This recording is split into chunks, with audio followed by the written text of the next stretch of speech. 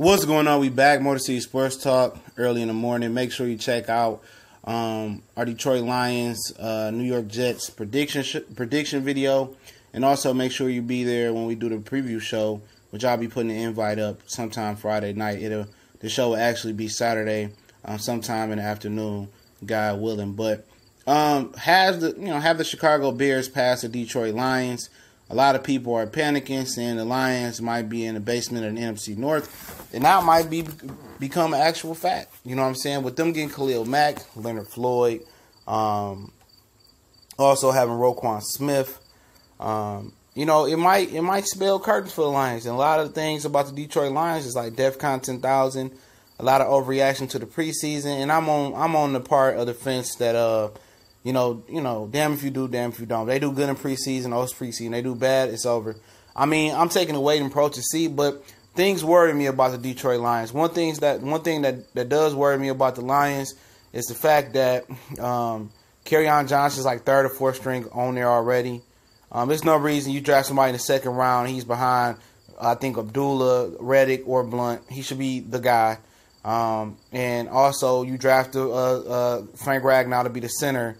And you got your left guard playing center this year, who's naturally a center in Graham Glasgow.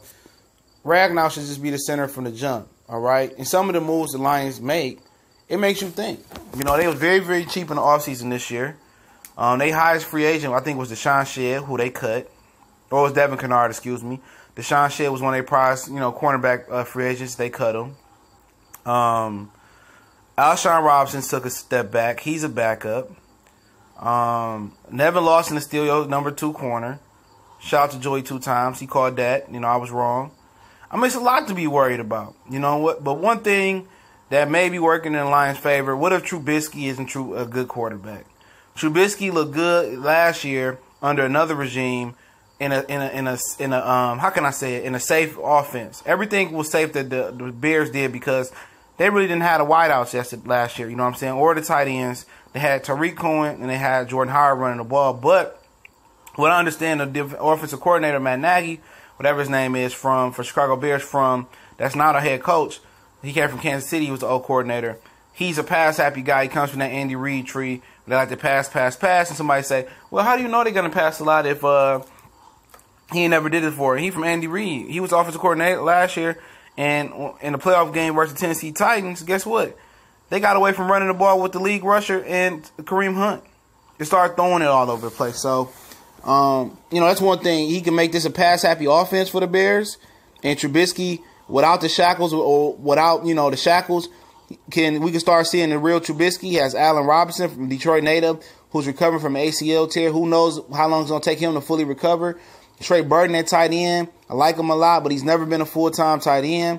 Anthony Miller is a good player out of Memphis, had foot injury, so that's there. Tyler Gabriel was a solid player in the slot, but he didn't really produce in Atlanta. So, and if he's not, and then this new head coach Nagy, if he really run pass happy, that means they might not use Jordan Howard and they might not use Tariq Cohen the way they need to, with Tariq Cohen to catch the ball. So it's always that. And the most important position is a question mark for the Chicago Bears with Mitchell Trubisky. If they open this offense up, he starts throwing picks, and he ain't what they think he is, and he starts turning the ball over, and he starts reverting back to what most people thought he was before the draft, then that tears everything up for the Chicago Bears.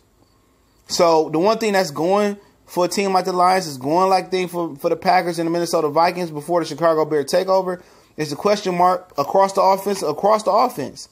How good is their line? They got rid of Kyle Long, I believe, in the trade.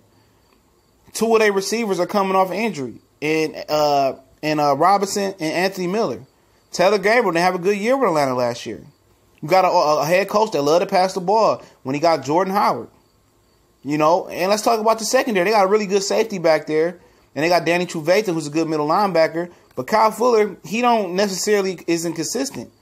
They defensive backs ain't that great. They got all these pass rushers, but they back in your front end got to work in cohesion. Can they stop the run?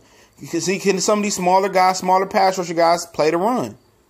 Are they going to gel? Are they going to fit together? It's a lot of questions that happen. A lot of these things got to happen for Chicago Bears.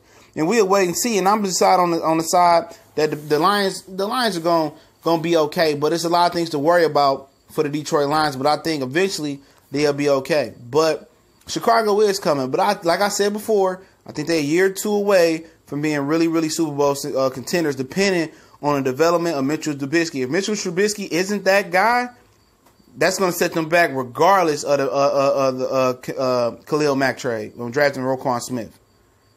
You know, and a lot of them believe in Mitchell Trubisky, but I'm not sold yet. And we'll see. You know, second year they got tape on you, know what you do good, do bad. But I'm going to just sign and say the Lions will be better than the Bears for now, but it wouldn't shock me if the Bears were better than the Lions. But we'll see. Motor City Sports Talk. It's your boy CJ Goodfellow. Don't forget, we on Facebook, Instagram, Twitter. And another day not monetized, but you can do me a favor and share these videos on Instagram, Twitter, as we push for 2,000 subs. Almost been a year since we've been on here, so much blessings, man. And I definitely appreciate it. Y'all know what it is. We gone.